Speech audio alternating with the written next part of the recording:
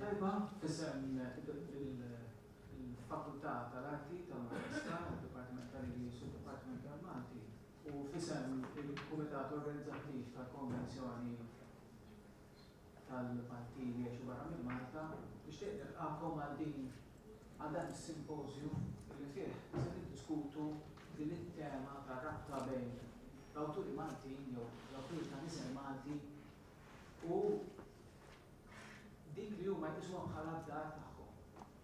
Fejn ilu qabel ma nintroduċi l-kelliema li għandna f'din l-ewwel sessjoni minn 3 sessjonijiet, ikonna żewġ sessjonijiet, waħda mexxija jiena waħda mexxija professur Stella Borg-Barter u t-tielet sessjoni mmexxuha flimkien u tkun diskussjoni miftuħa mal-atturi u magħkom illi nkun preżenti hawnhekk. Qabel ma nibdew xtaqt nirringrazzja lil 6 studenti interpreti li huma Jasmin, Joanna, Victoria, Donatella, Elizabeth u David mid-Dipartiment tal-Traduzzjoni, l-Interpretazzjoni, l-Interpretar u Terminoloġija fil-Fakultà tal-Arti. Nirringrazzjahom tal-li offrew li jagħmlu xogħol ta' whispering interpretation għal dawk billi ma jifhmux bil-Malti. U l-lingwi li qed jittraduċu għalihom huma l-Ingliż għal Malti fis-sessjoni l-oħra, Ġermaniż u l-Ispanjol. Grazzi lilhom u lill-Dipartiment tat-Traduzzjoni. Il-bieraħ bdew is-sessjonijiet tal-Konvenzjoni tal-Maltin ta' barra. Mument importanti ħafna biex għandna l-Maltin ta' Malta.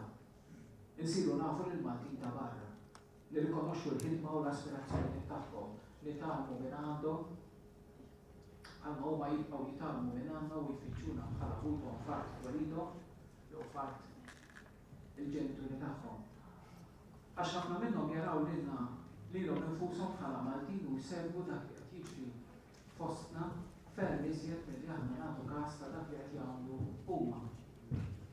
Okkażjoni biex insiru nafu mill-qrib lil dawk li telqu biex isibu ħajja aħjar. Dawk il-ħafna nies għexieren ta' stenilu u f'ċirkostanzi diffiċli jaqsmu l-baħar huma wkoll.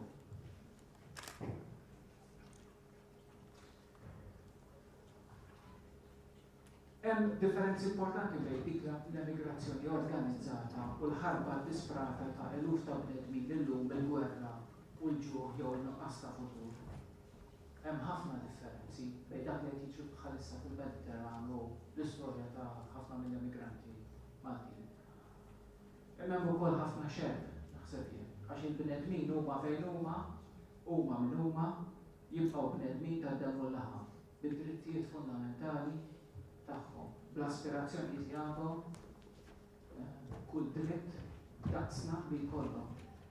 U tibqa' l-istess ukoll ir-responsabbiltà tagħna li dejjem nuru solidarjetà. Naf li l-konvenzjoni bdiet b'minuta silenzju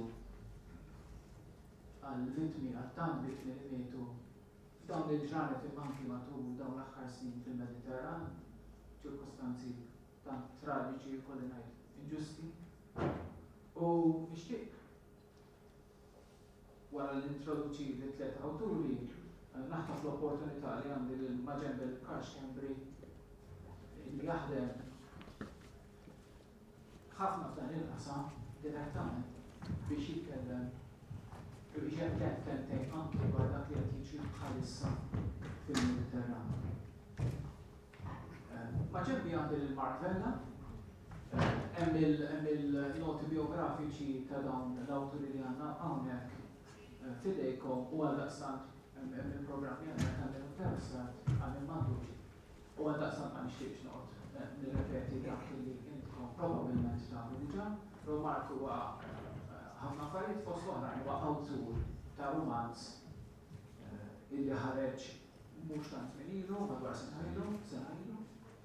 Hawnhekk hawn awturi li ippubblikaw romanzi mhux biss imma primarjament romanzi u li jgħixu barra minn Malta. Fuq issa nitkellmu dalwaqt Karsh Kembri li se nitkellmu miegħu u li ippubblika fost l-oħrajn romanz u ġabrata novelli u fuq il-lamin ta' Karl Alex Ġera li pubblika numru ta' romanzi l-aħħar wieħed u dak li rebaħ il-Premju Nazzjonali tal-Ħtier, l-iktar premju reċenti ta' Alex huwa romanz illi jismu isrib reġaw saru velenużi u ħanaraw għaliex jitkellem fuq dan il-velenu iktar.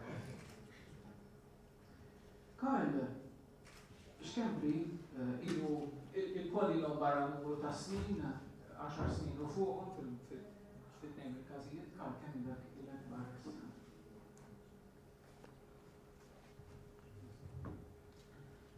Ili sa' 6 snin. L-ewwel bdejt 4 snin f'Palestina, f'Gaza, u sa' li sentej il-Ġordan. U fil-xogħol tiegħek, Karl, inti tiltaqa' ma' rifuġjati Sirjani li naħu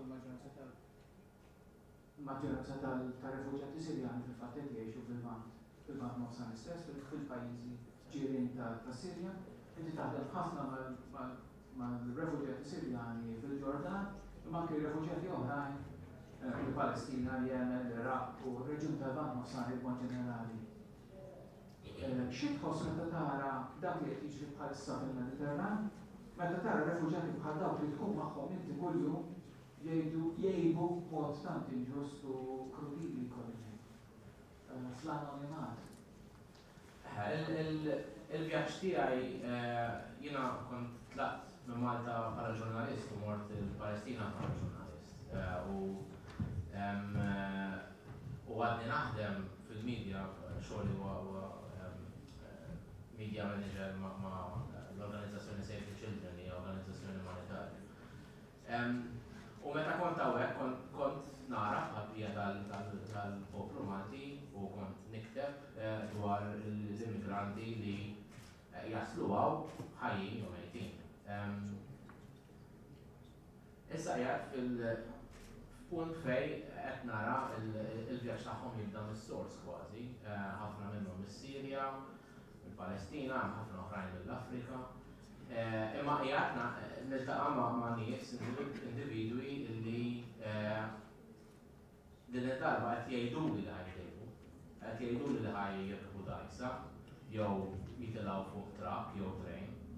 U allura ittik perspettiva oħra fis-sens illi qed tara kważi traġedja għal ħassieħ u tagħmilek kważi iktar immedjata fis-sens li inti għadek qed tara persuna li għadha mhijiex dik is-sitwazzjoni li naraw niżlin minn dawn id-dajjes totalment eżawriti jekk għadhom ħajjin fortunati biżżejjed biex jaslu sa xtutna. U hemm ovvjament hemm dejjem dik it-tip ta' diskussjoni fejn kważi inti trid tipprova tikkonvinċihom biex ma jagħmlux dan il-vjaġġ għaliex ħajriskjaw ħajjithom. Hemm element personali, umani, individwali li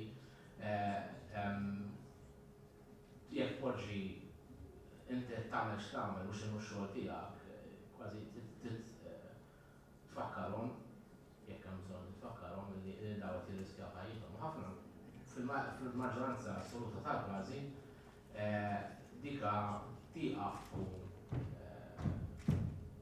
issue għalhom. Fis-sens illi inti tara anke tara f'għajnejhom illi ħajjithom diġà waqfet, ħajjithom ħallewa warajhom. Fis-Sirja, f'Gaza, Palestina, l-Afrika. Hemm l-element ta' ħolma li jkunu jistgħu jaslu x'imkien ħafna minnhom biex ikunu jistgħu jaħdmu jibgħatu l-flus lill-familjari tagħhom li baqgħu warajhom jew isibu ħajja aħjar. Però sakemm qegħdin f'dak il-mument ta' tranzizzjoni, il-kwistjoni ta' ħajja jew mewt kważi tieqaf tagħmel sens għalihom. Kważi il-loġika ta' inti jekk ħadd tagħmel dan il-vjaġġ tista' tmut, ħafna drabi jirribattuh b'xi mod jew ieħor mhux dejjem dawn il-kliem imma li il-ħajja tagħhom ilha li waqfet. Anyway. U nara issa qed naraw b'mod ħafna iżjed personali fis-sens li naf ħbieb illi qed jagħmlu vjaġġi jew bid-dajjes jew anke fuq l-art. U allura l-ixu ssir ħafna iżjed qrib tiegħi. Però hemm element ta' frustrazzjoni kbira fis-sens illi meta mbagħad naħseb kemm bħala kittieb u anke bħala ġurnalist kif tista' tagħmel ġustizzja lil din l-istorja, kif tista' b'xi mod twassalha b'mod illi tagħmel impatt.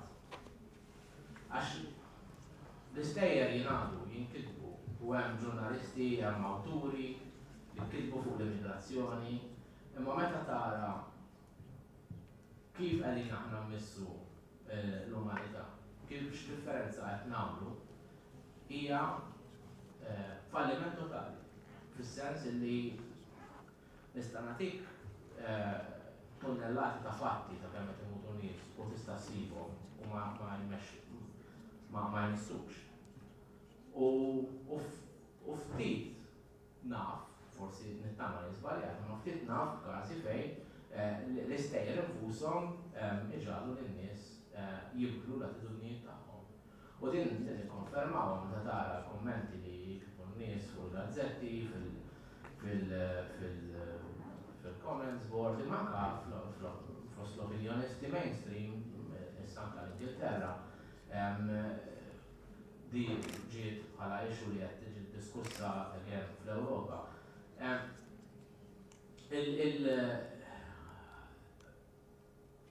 Il-nuqqas ta' kollettività umana, ta' meta tara li l-Mediterrana huwa qed isir diġà sar ċimiterju ta' nies li qed jippruvaw jaħarbu. U x'qed tkun ir-reazzjoni tan-nies ġenerali u tal-politiċi. L-aħħar żvilupp li kellna kien li l-politiċi qed jitkellmu fuq kif ħajwaqfu traffikanti li hija biċċa waħda mill-iżgħar biċċiet tal-problemi għax inti ħatwaqqaf traffikant u ħatoħloq ħams oħra. Mingħajr ma aħna nitkellmu fuq it-traġedja u x'qed jiġri għalfejn dawn in-nies qed jitilqu minn pajjiżhom. Kif is-Sirja tħallit issa fil-5 sena tħallit il-pajjiż jiġi distrut totalment u fir-reġjun, ġifieri anke biex nitkellmu iktar speċifiku fuq Malta meta nitkellmu fuq daw id-dajjes ġejjin u ħafna mir-retorika dwar kemm dal-pajjiż ma jiflaħx iżjed. Meta tħares lejn il-Libanu, pereżempju, li llum għala il-frontiera, is-Sirjani ma jistgħux jidħlu iktar fil-Libanu laqas fil-Ġordan. Uffiċjalment jgħidulek il-borders miftuħa ma jekk tipprova ma tgħaddix. Għandek fil-Libanu biss għandek wieħed minn kull erba' minn nies residenti fil-Libanu huma Sirjani, refuġjati Sirjani. Il-magnitudni ta' din il-problema